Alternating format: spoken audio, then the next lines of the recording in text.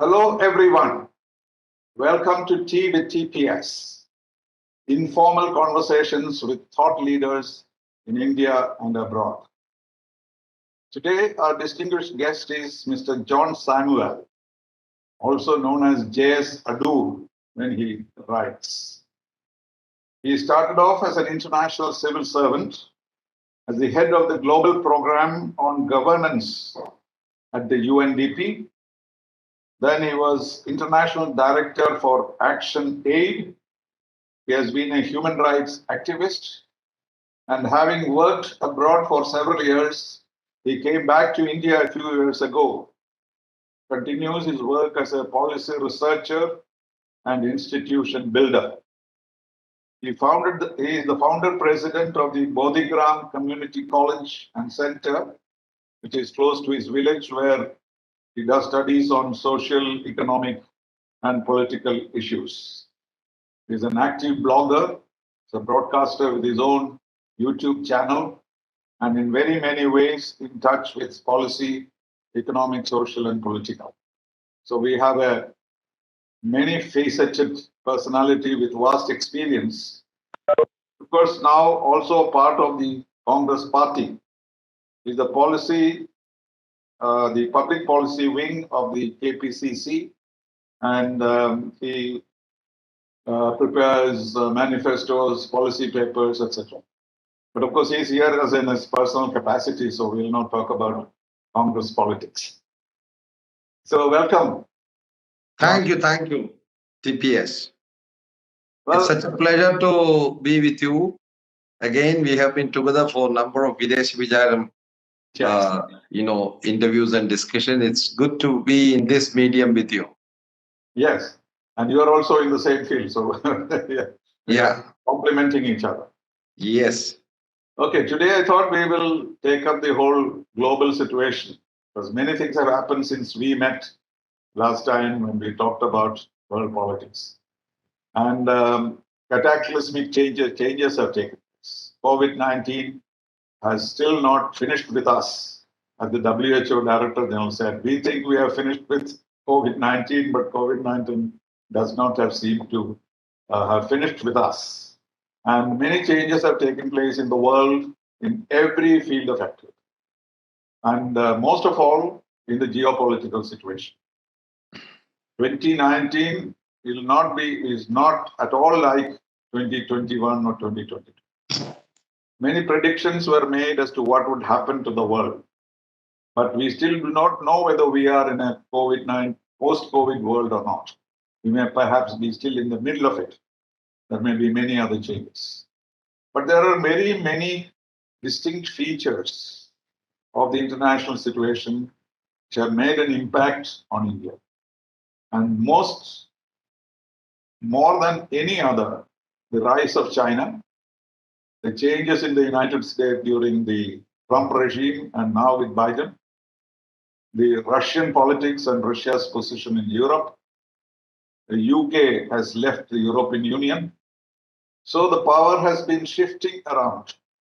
And during the pandemic, in the early stages, we saw China making a very strenuous effort to take the place of the United States. China probably felt that the US had lost its importance, and therefore it tried to assert itself, as it were, to take the leadership of the world. But now things are falling place a little more. They are talking about cooperation than confrontation.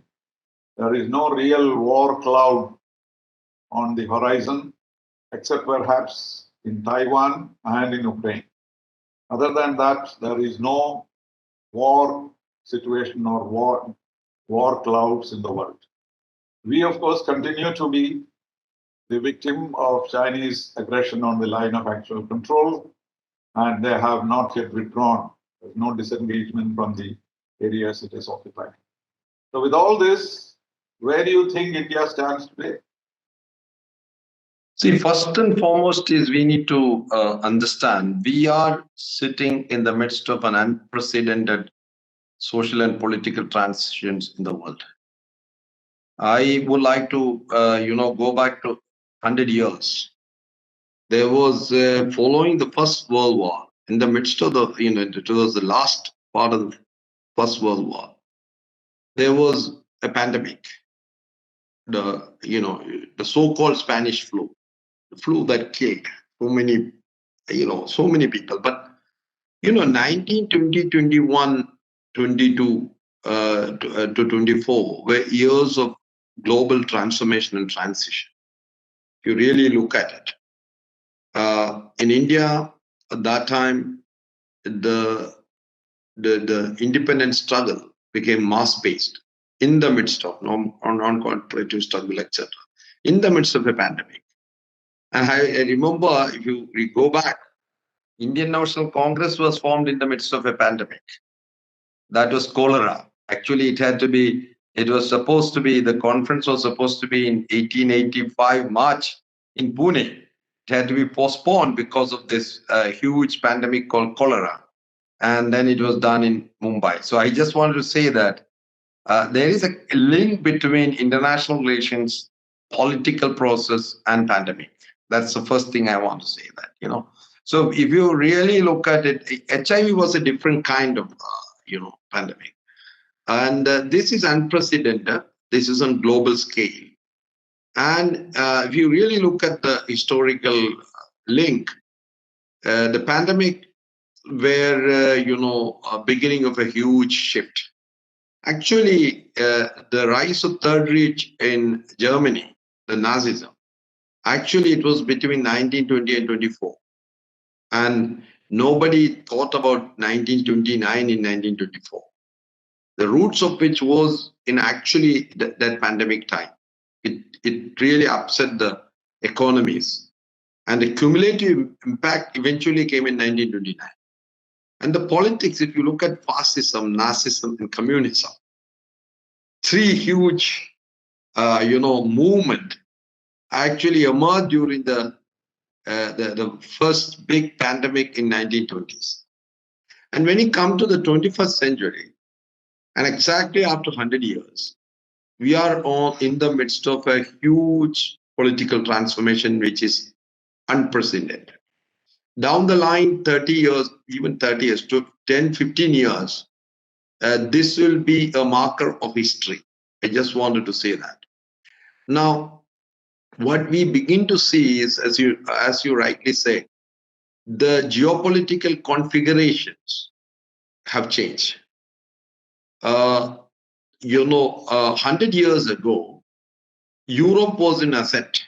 Actually, colonialism was in its sort of height after the fall of the Ottoman Empire. And, at that time, there was no petrol dollar world was just emerging. But still, it was not petrodollar. It was with the British. If you see, it is with the Suez Canal, power play. The British lost the game. So the point about it is, at the moment when we really look at it, it looks China is on the ascent. It's a very paradoxical thing. This, I always wonder. This COVID-19 started in Wuhan. And when you really look at Chinese economy, it's doing quite well, right? All other economies suffered. US suffered more than anything else. And look at Europe. UK's economy is in shambles, both in terms of influence. If you really look at, if you unravel UK's economy, it's the financial service was at the core of it. Financial services is declining. Second was education. All the Commonwealth people used to go to England to study. And all those things are getting affected. Now, UK is no longer the favorite destination for the study. Most of the people even go to Germany, actually. The German economy is growing. That is the only economy growing in the, Europe. So look at Italy, Spain, Greece is Greece has been in deep trouble. So you have Europe no longer the most commanding heights of the economy or politics or the favored destination. US has gone to an economic turmoil and political turmoil. US is actually more polarized than US polity than ever. Though the Ronald Reagan, the after the Ronald Reagan sort of whole thing which came, the Republicans of was very different last. And even now, Joe Biden, the oldest president of America, is not necessarily after the initial enthusiasm. The USA is not really doing well. So we have reached in a very, very difficult situation. Now come back to Asia. Only one or two countries have semblance of democracy.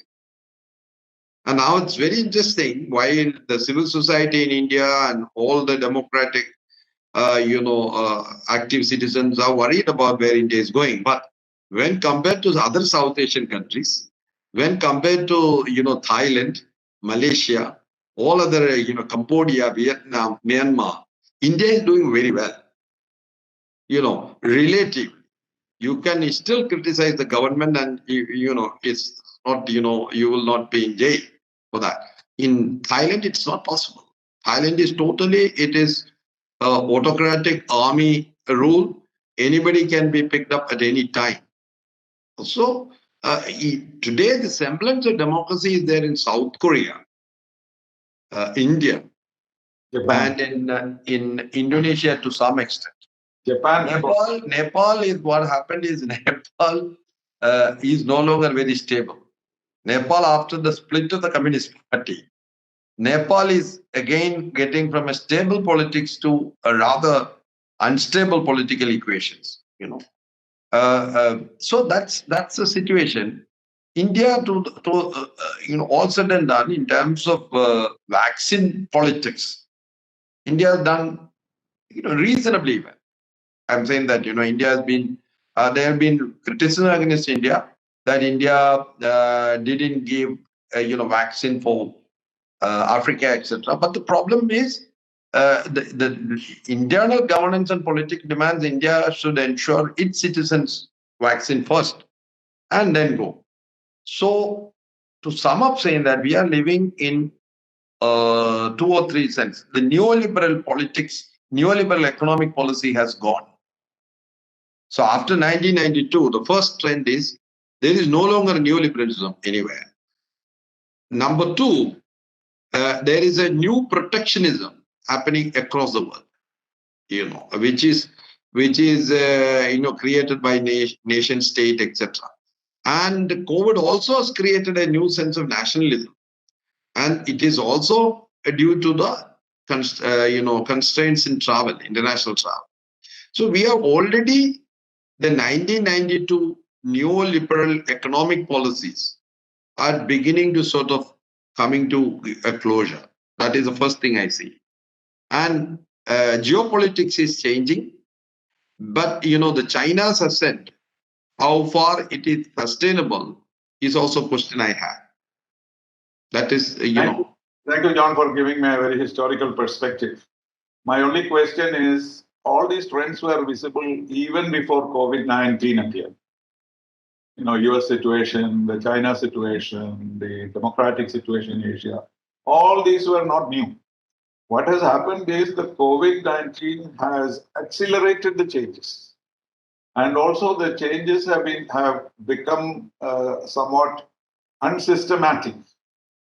But the origin of all this starts with President Trump, who destroyed the United Nations in a way, multilateralism in a way, even globalization in a way. So that trend was already there when pandemic came. And then he accentuated it by giving no importance to the pandemic at all and trying to make it appear as though it was just a flu, etc., etc. That hurt the United States very much. So that is where the problem arose. Suppose there was a regular, accepted, democratic president in the United States, the situation would have been different, don't you think? See, it is true.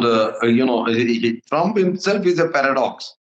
It's true. The most important thing, and it's very paradox. If you look at the history of the United Nations Commission for Refugees, UNCHR, US has been supporting it because this particular agency became very important after the Vietnam War. If you see that, and US eventually had to, have funded it a lot. And one of the worst thing Trump did was to withdraw the support, the significant support, reduce the support for UNCHR. And the whole issue of refugee politics has changed. And then he also tried to sort of reduce the support for WHO. So the multilateralism, on the one hand, it was supposed to be the place, and he undermined it, Trump. Unlike other Republican presidents. United Nations, the United Nations very well. We know, of course, the permanent membership and the veto have always stood in the way of United Nations being effective. That is understood. But the way United Nations was, reduced to a secondary position in the world, the responsibility rests with the United States itself. Absolutely. They're that, but they had never done it. And he said openly to the General Assembly that I don't need your help. You help yourself. We'll help ourselves. We don't need any multilateral cooperation. And that got reflected when the pandemic came. When the pandemic came, the immediate reaction should have been for the UN Security Council to meet and treat it as a threat to international security and take action. And that they did in the case of HIV, AIDS, and other, not pandemics, but even epidemics, the Security Council stepped in. So the weakness of the United Nations was most obvious in terms of the failure of it to unite the world to fight the pandemic. Do you agree with that? Absolutely. And also I wanted to add to that, and second big problem was, in the world, history of the world, USA has been the champion of human rights. Actually, in the United States Bill of Rights was a template on which human rights regimes were developed everywhere, including in India. In India, the famous Nehru report in the 1929 submitted. It had a Bill of Rights. It's straight away copied from the United States Constitution. And then the if you see, human rights was made a bad word by the same United States under the Trump. They have withdrawn unilaterally from UN Human Rights Council, because till last year, I used to attend all the UN Human Rights Council meeting, and I could see how human rights has become a bad word. Now, this trend was started by, very interestingly, not by China, by United States under Donald Trump.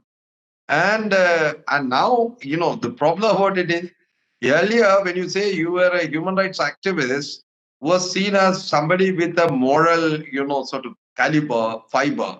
Now, when you say, what do you do, human rights? And they will get a frown look at even the airport. So the human rights means anti-national. And this trend, which started in 2018, it went on increasing everywhere. And India is a classic thing. India followed Trump. Even if you really look at the UN Human Rights Council, our position, India's position. Another background to human rights, in the sense that the West used human rights to fight the Eastern Bloc. See, that is why. So the human rights, the whole mechanism of the United Nations was designed to criticize the communist bloc and also to hurt them. So when the Cold War ended, the East Europeans became greater champions of human rights than the United States itself. And that is when the restriction came. And then the United States tried to capture the Human Rights Council by making it some kind of a security council. You know that exercise which was done. I know. Resolution was adopted. And the Americans had to vote against their own resolution.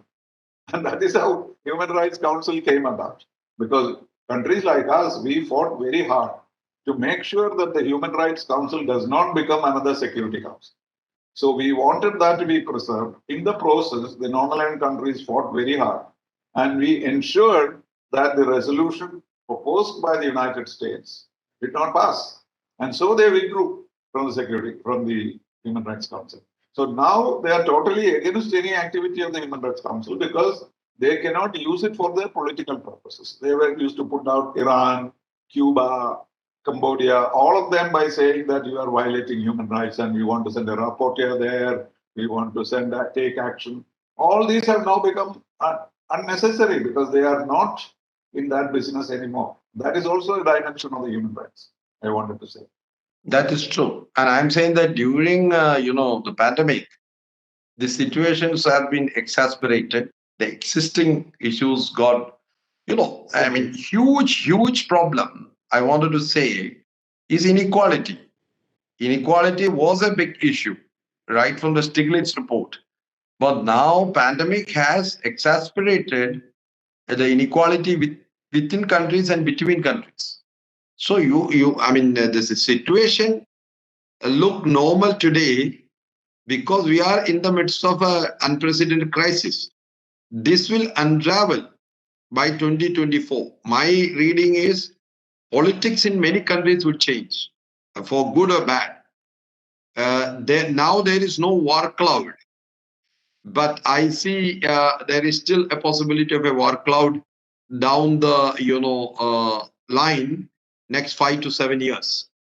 So the situation is what you call unusually quiet because everyone is grappling with their own budget deficit, debt management, stimulus program. Most of the countries are struggling with it. And international travel has reduced. And also another big issue which you say in geopolitics, that trend. See, 1980s onwards, actually with the rise of neoliberalism, international non-state actors became very, very powerful. And, just 1980s onwards, I have written this extensively, very powerful. The non-state actors actually, as you know that I work with a number of international organizations and I work with the UN system. At times, because I work with both, I often felt these non-state actors, international civil society, non-government organizations are much more powerful than UN. Because, when I was not in the UN, I could attend all the G8 conferences. Hokkaido, Moscow, Gleneagles. We as the civil society leaders, and I was the chair of the Global Call to Action Against Poverty. I met all the global leaders for breakfast, or we could see that. We had that access. Now, what happens is with the new, problems, the European economies are in trouble. So what's happening is the huge organizations like Oxfam, ActionAid, even Amnesty, Greenpeace, all of them are slowly cutting down their, operations. That is one thing which is happening. And the UN... They don't have promoters. They don't have the kind of promoters they had before. They don't have promoters, or most of them raise money. So you have to say Amnesty or Greenpeace raise money from ordinary people. But when ordinary people lost jobs and their own economies are uncertain, many people who are regular donors, individual donors, slowly sort of stop giving. So the income of all these big organizations, which is mass organization, I call it. Greenpeace is a mass organization. They don't take money from the government or the corporates. Amnesty is a mass organization funded by ordinary people. But they themselves, their budget got cut because of the COVID-related uncertainties. Now, DFID, organization like bilateral funding, has been reduced to more than 50%. So this has affected the UN organization. Actually, most of the global program, including the global program which I was heading, was a multi-donor, program. So most of the global program had to be, pulled up. Even my prediction is UN agencies. There are around, direct, indirect, around 60 UN agencies are there. Out of them, 20 are, reasonably big. They will be forced to merge That is my reason, because even the bilateral, agencies, my friends who are the ambassadors, they say that, they won't be able to give to UN Women, UN Habitat, UNEP, UNDP, etc. No, they are So already cut it down. There is no expansion even to meet the foreign exchange changes. yeah, and as you UNIDO's budget know, is no more there. UNESCO has no money. So because they have no commitment to these organizations anymore. These UNESCO, they were using to control, expression. UNIDO, they were using it to control, industrial expansion in developing countries. And all these agendas are no more important for them. And therefore, they have withdrawn from each of these, and you will find this contraction of UN activities. UN funding is, as you know, the economic funding or development funding is all voluntary. There is no compulsory solution. Precisely, it is my reading is it's both, but the major issue is Nordic countries, which used to fund a lot. I know Spain, which used to fund Italy, because Nordic countries are small countries who used to have big influence in the multilateral field. As you know, almost all the assistant generals, secretary generals, all came from Norway or Sweden or Denmark. These are small countries, but yeah, So-called neutral countries. neutral countries, and they, paid their way up, and they got their, foreign, officers, their ambassadors, etc., into big positions in the UN. No, the Chinese have grabbed all that. The Chinese They grabbed many positions. Now, interestingly, I just wanted to, since we are on the UN, UN used to have a resident coordinator system. Yes. And the resident coordinator system was managed by UNDP. So my next promotion would have been a resident country director and resident coordinator. But now UNDP said there is no money for resident coordinators. It was around 270 million. You know who eventually paid? China. Yes. China said we will pick up the bill for resident coordinator system. And now resident coordinator system is no longer managed by UNDP. So resident coordinator can be from FAO, from ILO, from UNICEF, anywhere. Earlier, whichever agency, resident coordinators will have to come from the UNDP. So the point I'm making is all this system are going to unravel by 2024. United Nations will change. The INGO scenario will change. Many of them will have to merge. Many of them would wind up.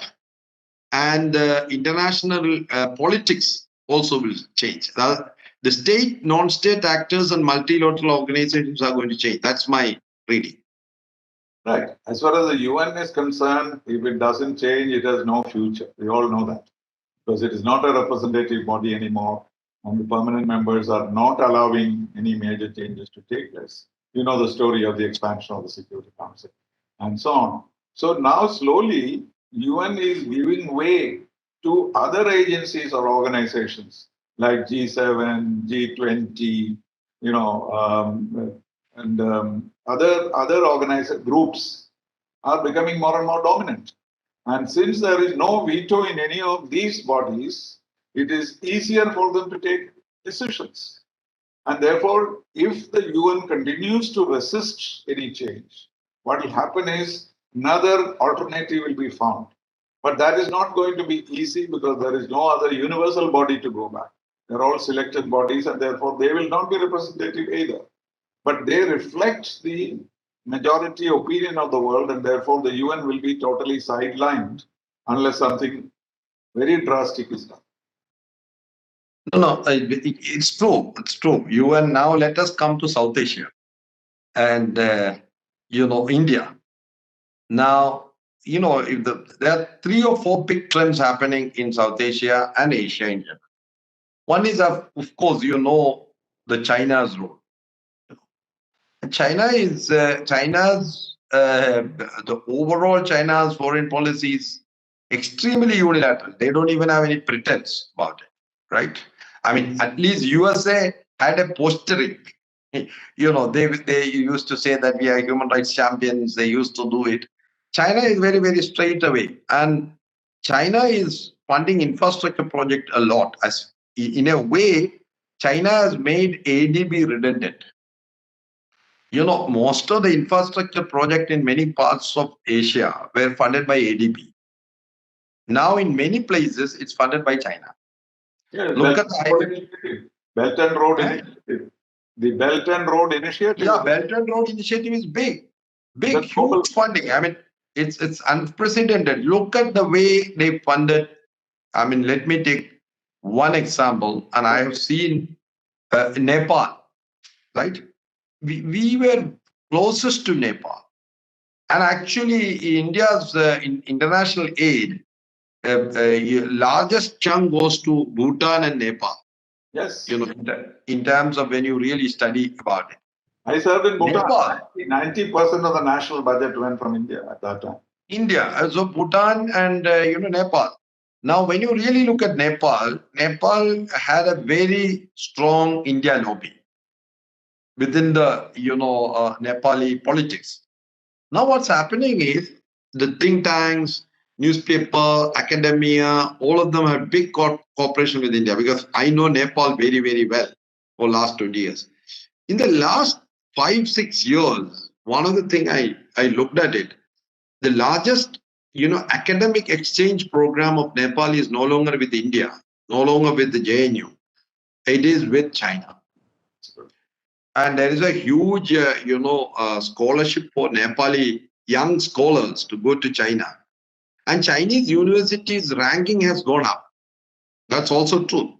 Yeah. So what's happening is Nepal's new intelligentsia are more pro-Chinese. It's very interesting. And this is not only because of that, the blockade, so you look at when Narendra Modi became the prime minister, there was a lot of bonhomie. Everybody came to, for unprecedented. All the South Asian heads of the state came for the swearing-in ceremony of our prime minister in 2014. It was not solidarity, it was simply curiosity, I would say. Yeah. Whatever it is, everybody came, and what I know is there was 2 years of lobbying in many places done, because as you know, that I'm an old South Asia hand that way. I know literally what's happening in South Asia, the leadership, civil society, media. I know very well. I had 2 columns in 2 countries of South Asia. So what really happened is the blockade. Actually, it was very, very stupid, but that is one of the reasons that our international, our national security policy and our international relationship were not in consonance with each other. So, the blockade alienated a whole section of people who were pro-India people in Nepal. The situation is both in terms of funding. China is outsmarting India in terms of funding in Nepal. In terms of their projects, the huge highway, everything. No, why would Nepal take Sri Lanka? Sri Lanka is even a bigger case. I'm coming to that. Sri Lanka was another country which were, these 2 countries are culturally so close to us. Sure. I mean, if these Nepalis watch all Bollywood, they're culturally so close to us, both in terms of everything. The Nepalese are soldiers in the Indian Army. The Gorkhas are in the Indian Army. And definitely. So it's it's almost like a part of India, it was culturally. Yeah, I mean, culturally, we are a part, it's like a continuum, Himalayan. But then Sri Lanka, the same. Sri Lanka, Mahinda Rajapaksa initially was pro-India. But for some reasons, the Mahinda Rajapaksa's time, they turned pro-China. But now, I wanted to also come to Sri Lanka. Sri Lanka, you now realize the biggest blunder. People of Sri Lanka, if you go to the intelligentsia, the Hambantota port and the airport. See, the China, what they have done to Djibouti, China, their Karachi port, they fund the port, and then, like Portuguese, they have made a clause. If you don't pay, then this port is ours, and it is a Chinese jurisdiction. And that is where you have to, that is why Sri Lankans are now worried. The port itself is too big for Sri Lanka. They don't have any requirement of a port. But the point about it is, if you really look at how the Portuguese came, Portuguese first made a port and said, this port is ours, it's under the Portuguese jurisdiction. Right. Chinese port is under Chinese jurisdiction. So China is making small colonies. And Djibouti is very classic example. And then their army went there to take care of this. And this is going to happen to Karachi. Take it from me. This is going to happen to Hambantota. And the airport they funded, there is nobody there.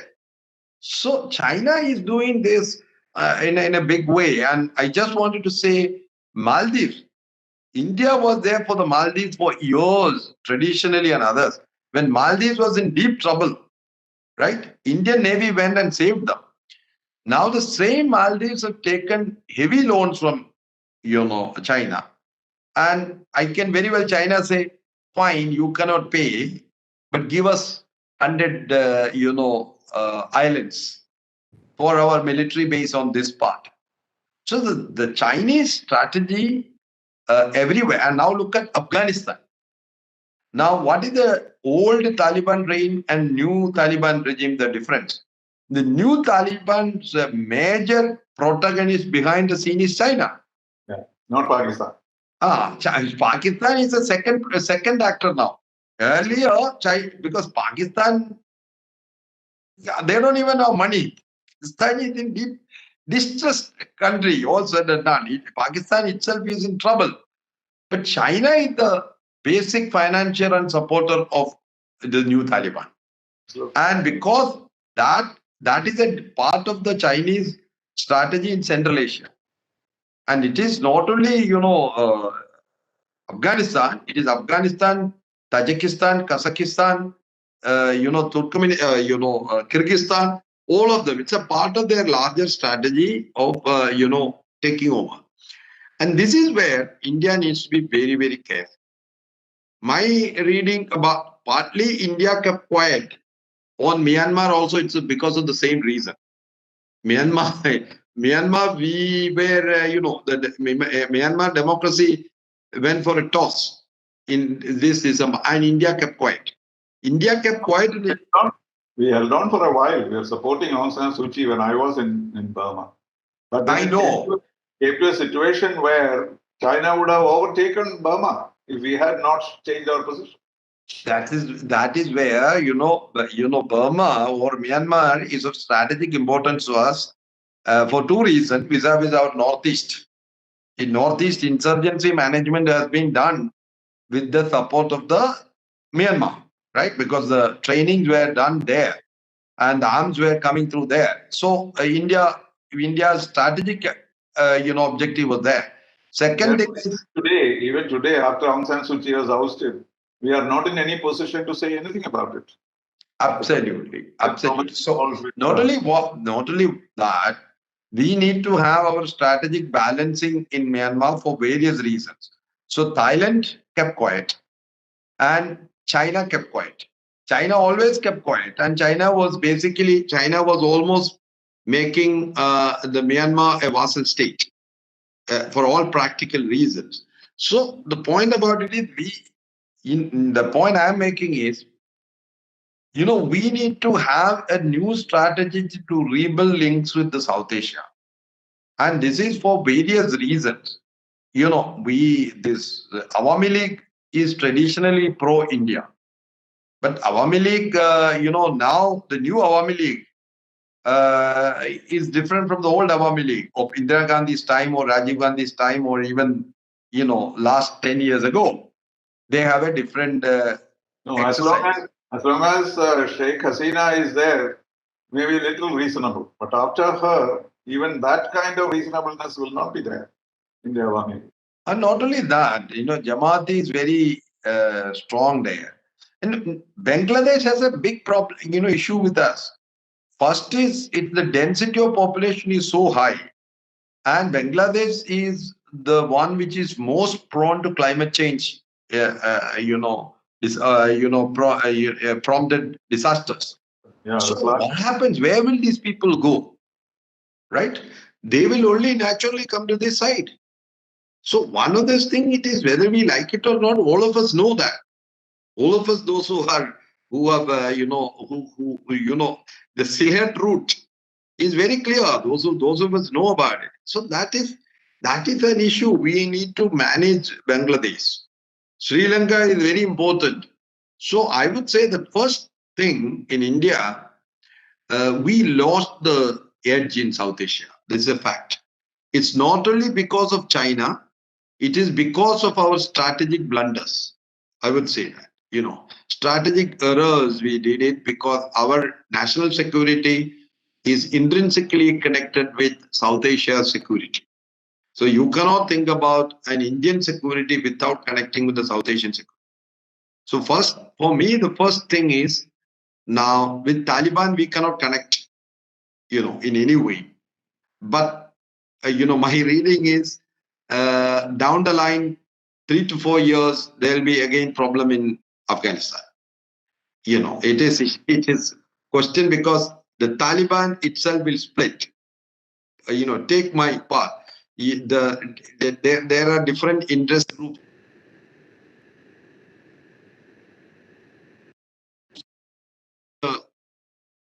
Can you hear me? Yeah, It's it's okay. like the old Taliban. Yeah, The go ahead. new Taliban has multiple vested interests. So South Asia, we need to reconceptualize. No, but And again, I agree with all that you SARC are. is now I agree with all that you are saying. effective. There is no remedy for the situation today. We have not been anti-South Asia at all. We have been very cooperative with each of these countries if you take their history. Giving away islands to Sri Lanka, giving away Teen Biga to Bangladesh. There is no occasion where we have acted against the interests of the neighboring countries. Pakistan, of course, is a separate category. But the provocation for them to be anti-India or pro-China is entirely different. It's an economic reason. When they saw that they were getting freebies all over from China, then they found it more useful for them to be closer to China. This is a very simple matter. And we cannot match it in terms of resources. We do not have that kind of resources. And therefore, there is via Vita war. However much you maybe want to be friendly with South Asian countries, the response will not be as good as we want as long as they have this temptation to depend on China. Yeah, I agree. I tend to agree with TPS, your analysis. You have been, all hand in this. It's true. It's true. Absolutely. I mean, this is for me, the first challenge for India is to, what you call mend our ways and to do a strategic, we have to be bold. We have to be smart. We have to, find ways to outsmart China in South Asia, honestly. No, we have done it in some cases. I don't know whether it is true. Some of the elections, some new leaders emerging, India has been given the credit for. What more can you do? But even they, when they come to power and the leadership, they find the balance between India and China difficult to manage. And they themselves shift around to the original position. This is what's happening. But we are doing our best to be friendly with them, but we cannot match the Chinese assets. And now, of course, there is something that the latest news is that European Union is stepping out into the Belt and Road Initiative. The Americans have already devised a program. They had all joined. But now they have realized, and many of the partners of the Belt and Road Initiative realized that they have been taken for a ride. Already they are in a debt trap. And so European Union is now opening up a new project to match the Belt and Road Initiative. And similarly, this is just today's news or yesterday's news. And then the United States also doing that. So maybe the operation of these two projects from Europe and the United States may get us out of this tight situation in South Asia. This is what I'm hoping. Yeah, in a way, I tend to agree with you that once we had a discussion on South Asia, I used to run an initiative called Imagine a New South Asia. Actually, we have come out with a series of things called the South Asian Parliament, South Asian currency, All that, yes. South Asian, literature, South Asian film festival, so many things. And we had a very good team of people. Unfortunately, IK Gujarat was one of its supporters, strong supporters. But what really happened is now we can't even do that. Actually, because SARC has become redundant. SARC is in permanent coma, right? SARC is there. And one of the major things which was disappointing to me was, I felt India should have taken a strategic interest in SARC by getting everybody and not to sacrifice SARC in the bilateral conflict between India and Pakistan. No, but that's the condition for SARC. You remember, Mrs. Gandhi insisted that bilateral problems will not be discussed. And even at the time of the pandemic, when we made an exception and called a meeting of the SARC, the Pakistani representative only talked about Kashmir. So what do you do with that? And so the SARC cannot be. Then we try to promote BIMSTEC, but BIMSTEC does not have a political glue. It's a disparate kind of glue. And so where is the alternative? So since globalization is becoming less and less popular, and even group activities or groups operation has become less important. So we are looking for so many other options. We tried BIMSTEC, we have, of course, BRICS, we have various other organizations which we feel will give us an alternative to SARC. That's what we are trying. Because SARC itself cannot be revived without a basic understanding of Pakistan. Yeah. Now, I wanted to also connect with ASEAN. Now, ASEAN India is a major, observer status and active. Actually, earlier when we were offered a seat in ASEAN, India didn't join. Now, China is a major player. And I was there in almost all the ASEAN meeting. Last meeting when our Prime Minister was there in Manila, I was also there. So the problem, look, ASEAN also has its major troubles, but ASEAN has a human rights mechanism. ASEAN is much more matured. ASEAN also has a problem because it's dominated by the big countries and, it could not, because Philippines, ASEAN, a major player was Philippines. The Philippine situation, Duterte, situation is like he's like Trump. His politics is, when compared to him, our Prime Minister looks so better. He's internationally when he speaks. Duterte doesn't have even any pretense of democracy. ASEAN, we have been sidelined by the Americans in the RCEP. You know that. We would not have liked to get out of RCEP. So now, in addition to ASEAN, there are all these trade arrangements in Southeast Asia, and we are not a player. We are not in the Asia Pacific, APEC. We are not a member. We are not in RCEP. We are not in many other groups, and therefore we have to now work bilaterally with all these countries rather than as a group. And that is the situation which has arisen, all because of Chinese maneuvers. Yeah. And I wanted to get into the next area of, sort of geopolitical equations. See, the major, that is the Gulf, right? The Gulf economy, both in terms of our, expatriate income, particularly Kerala and Goa and few other states, Gulf countries were of immense importance to us in terms of political economy and connections, etc. But one of the major shift which is going to happen is the fossil fuel era, because of the climate change and others. The next revolution, the fifth revolution, is going to be energy revolution. And more or less, along with artificial intelligence and we are living in the fourth revolution called digital revolution. And that's why we are talking like this, sitting in two places. It was impossible for us to do this, 10 years or 15 years ago. And this is also one of the outcomes of the COVID. COVID pandemic created a huge innovations. Even though facility was there, we never used it. Yeah, you can discuss with anybody in any way. When I proposed education online in 2011 as head of the Higher Education Council, people laughed at me. They said, "How can you have online education?" Yeah. So if we had started at that time, we would have been prepared for it. Yes. So, Look at Dubai and others. They are but already we have not done badly. Abu Dhabi But do you think going we to have a done badly in the Gulf? post-oil economy. Mhm.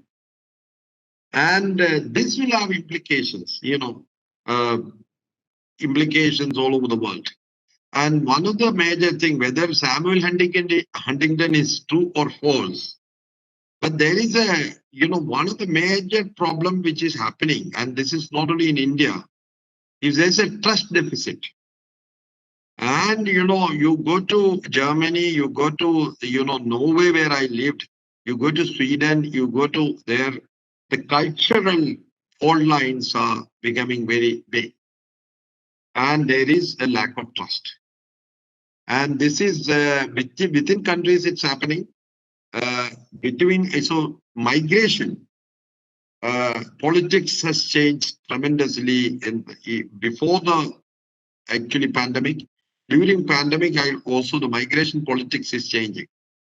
No, The but way people now are. the change in the Abraham Accords and the change in relationship between Israel and the Gulf countries has made a big difference. Now we are in a quad with the United States, Israel, and UAE.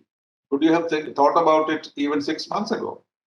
So we are not doing badly at all in the Gulf. We are involved in the Gulf countries in a big way. Of course, our population will reduce as they become more and more, naturalized, their own citizens taking out those jobs. But the jobs are changing from blue label jobs to white collar jobs. Indians are occupying in the Gulf now. So the flavor may change and the number may reduce, but our involvement with the UAE and other countries, thanks to the investment that is coming from Israel and the United States and Western Europe, it will be a big bonanza for us, I think, in the future. Yeah, another thing I just wanted to point out with reference to Kerala. Actually, this migration politics, global migration politics is going to change the demographic pattern of Kerala. In Kerala, most educated Christians, especially, they are migrating to Australia, UK, and Canada in a big way. Canada in a big way. I was just looking, all the highly educated people are shifting to Canada. And this will have a huge problem, in the demographic pattern of Kerala. And it's not only Kerala, many places. And very interesting, I know what somebody very close to me told, very, very high place told. Germany is encouraging Indian migration, right? Without saying that, they are also looking at the cultural background of those who are getting migrated. They want highly, acclaimed professionals. And German scholarships are the most popular for Indian students. So they are cheap. Yeah. They're cheaper and Canada is also looking professionals. They want professional technology and professional highly qualified people to migrate. So this and Kerala, this is one of the major problem which is going to happen in Kerala. No, so we are doing a cumulative brain drain. We have to create jobs in Kerala. We cannot be unfriendly with investment as we are now. And that is the solution. And if we don't do that, more and more people will go. People are also shifting to the Gulf in a big way because the property prices are low and people are reasonable income are shifting to live in the Gulf, even though they don't get permanent nationality. But this is migration changes are very, very significant. And pandemic itself will bring about a lot of demographic changes. The balance will go in many parts of the world. Anyway, in geopolitics, also one of the major things which is happening in India, on the one hand, we have to be very happy, including your son is in a very, very high position in the US. Actually, big companies are headed by, the latest is Twitter is headed by an Indian. So it makes us very proud, whether Microsoft or Google or Twitter, you have many Indians leading. Not only at the top, at every level, it is manned by the Indians. In fact, Biden said the other day, United States is changing day by day because of the Indians. And that is why he took 25 Indian Americans into his administration. So that, of course, is a reality. but does it balance all the other things in the world? That's what we want to know. And the threat from China. We did not talk about Quad and we did not talk about AUKUS, etc. But these are also realities, and we are readjusting ourselves to all these realities somehow. But at the moment, nothing is certain because of the pandemic. Unless we know where it is going to end and what the power equations will be, it will be very difficult for India to have a reasonable policy. We are, of course, sticking to our, autonomy, strategic autonomy, and trying to be reasonable with everybody. But how long? This is the question we have to answer. Maybe another occasion. Thank you very much for this, good time to talk to you, TPS, to catch up with you after a long time. So we hope we will again get back, and I hope you will come on my Rajandram program Oh, sure, next. Sure. All right. Thank you. Okay. Thank you very much, John. All the best.